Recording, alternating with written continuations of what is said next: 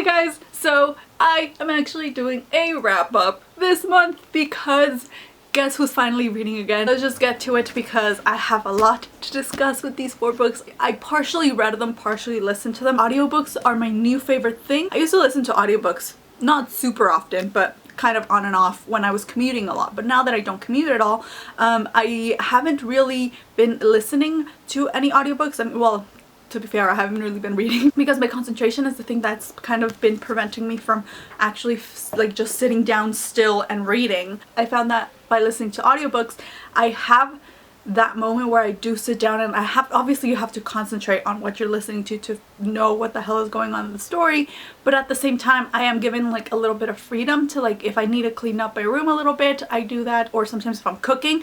I love listening to audiobooks when I'm cooking. I love audiobooks and I'm probably gonna keep listening to a couple of audiobooks this next month. I am going to get started with the 4 books that I listened / read this month. This has become one of my all-time favorite books from now on. Like, I love this book so much, and the audiobook experience for this book as well was just amazing. I'll get to it in a second. It is Aristotle and Dante Discover the Secrets of the Universe by Sáenz, and I met him, I got the book signed. As you can tell, I love this book. I love this book a lot. It is one of the cutest books. I love everything about this. If you don't know what this book is about, it is about 2 Mexican-American boys growing up in the, I forget when this is set. Is it the 70s or the 80s? It's these 2 boys becoming friends and kind of struggling with their identity, struggling with finding out who they are, both because of their sexuality as well as, and this was one of my favorite aspects of the book, I think they are really struggling with finding their place between these 2 cultures that they live in, because like I said, they're both Mexican. Or Mexican American, so they have that aspect of their identity, but then they are also very much Americans living in the US. There's little simple conversations that they have in here where they're talking about how they don't feel Mexican enough. There was just so many little things in here discussing identity, discussing so many little things that are often not, it's not something that I see in a lot of fiction, because as you guys know, I'm Mexican, I'm like a Mexican immigrant, so this was just beautiful and there were so many little things that I just related to, which is why I tabbed the crap out of this.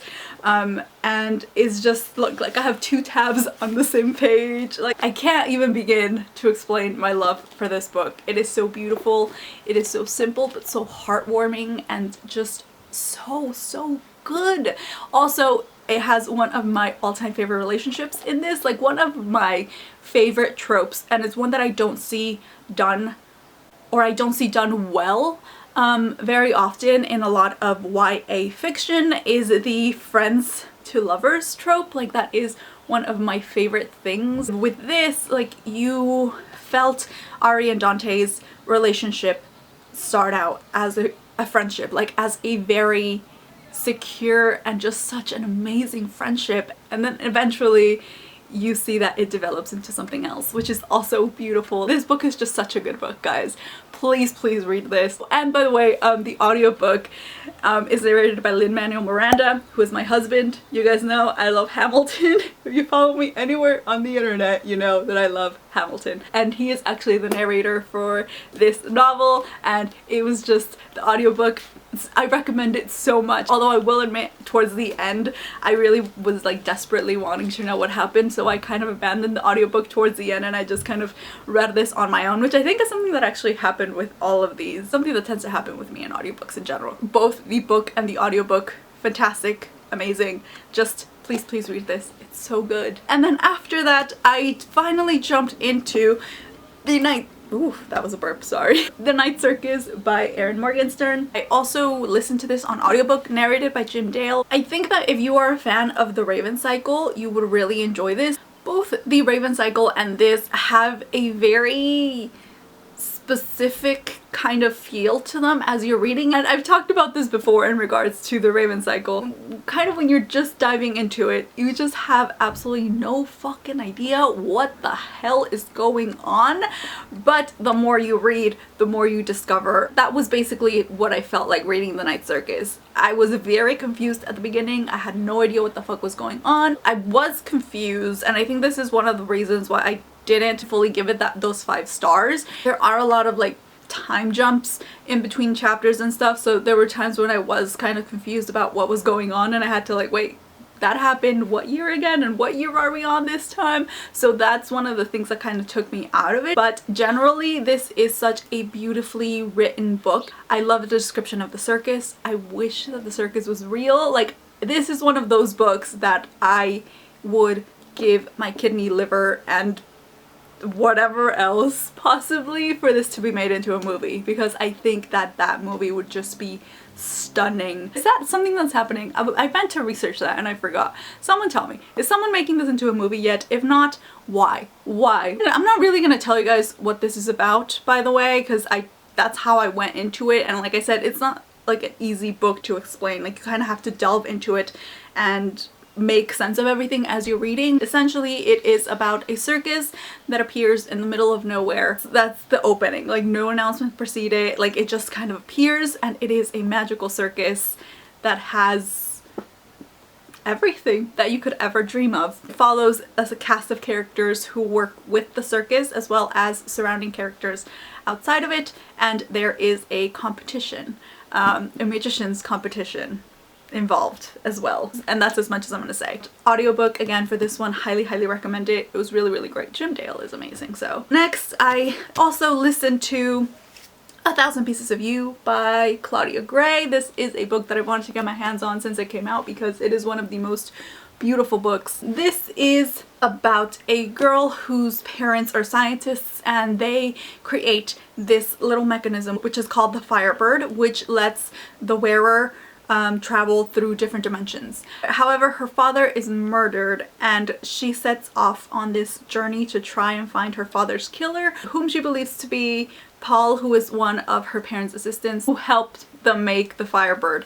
It was just exactly what I needed. It's such a fun story. I loved seeing the differences between the different dimensions. I really like the romance in this. I do understand certain implications regarding the romance, but and no way, that's like too spoilery. It's such a fun story. I highly recommend this. I think this is one of the books that I would recommend if you are kind of in a reading slump. I think this would be really fun. Although I will say it is very romance heavy though, so just keep that in mind if that's something that you're not into. It's a romance YA fantasy. The audiobook was also really well. Nothing spectacular, but it was like a well-read audiobook for this. I enjoyed it. Last but not least, I don't even know how I am going to talk to you guys about this book. I finally read Six of Crows. Guys, I love this book so much. I also listened to this on the audiobook, which I also highly recommend, by the way. It is narrated by an entire cast of characters, so each character has his or her own voice, and it was really well done. Really enjoyed the audiobook. I'm trying to come up with a way to explain how much I love this without just like shrieking and telling you to read it, because it is so good. The cast of characters, I love every single one of these characters, except for, well, no, I still love him. I was gonna say Matthias. Matthias kind of pissed me off a little bit, but you know what, he kind of came around at the end, so whatever. This entire cast of characters is so amazing. They're so well written, flawed, of course. They're my precious murder children. Like, they are my babies. I have adopted them. Like, they are my everything now. I love them so much. I think if I had to pick my favorite characters, it would be Kaz, because I love Kaz.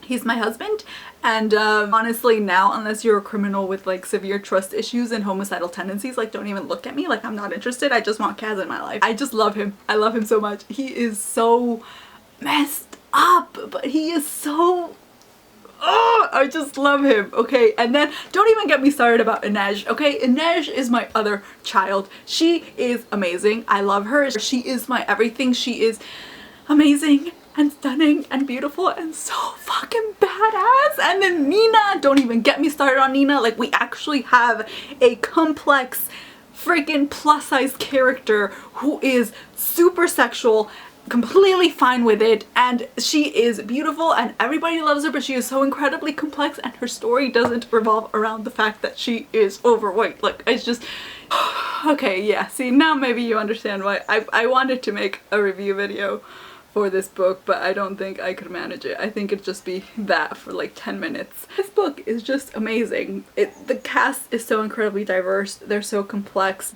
I love them so much, guys. Like, honestly, I'm gonna tell you this. When I finished reading this, it was like 1 in the morning, maybe 1 or 2 in the morning. Like, I finished it pretty late. And I just sat there on my bed. Like, if you watch my Snapchat, you kind of saw glimpses of it, but I was literally just like sitting on my bed, hugging this, like just being like, oh my god, oh my god, oh my god. The hype is well deserved on this one. So well deserved. And now that I actually read it, I'm glad that I actually met Leigh Bardugo, because she's also fucking fabulous and I loved her. I'm currently trying to get my hands on the Crooked Kingdom audiobook because I really want to listen to it, because I'm still having a difficult time kind of concentrating. I can't find it anywhere. My library doesn't have it. Like, none of their apps have it, even though I have like 6 different library apps where I can like listen to audiobooks and borrow ebooks and stuff, and none of them have it. I think the only place I've been able to find it was Audible, so I may have to start another Audible trial. If I had to pick my 2 favorite books from this month that I read, is these 2. So good, so different. These characters are just my everything. Like, I love these 2 books so much. So that is gonna be it for this video. I really meant to keep it short, but I think I just fangirled too much, guys. I'm sorry. But at least I'm back into reading, guys. Managed to pick some really good books this month, and I am so grateful. Please let me know what you thought about any of these books that I mentioned. I know a lot of you guys mentioned that you haven't read Six of Crows in my last video as well, by the way. Guys, now that I've read it, honestly, recommend it. It's really good. I promise. It's really good. Okay, I need to stop fangirling. That is gonna be it for this video. I really hope that you guys enjoyed it, and I will see you guys next time. Bye, guys!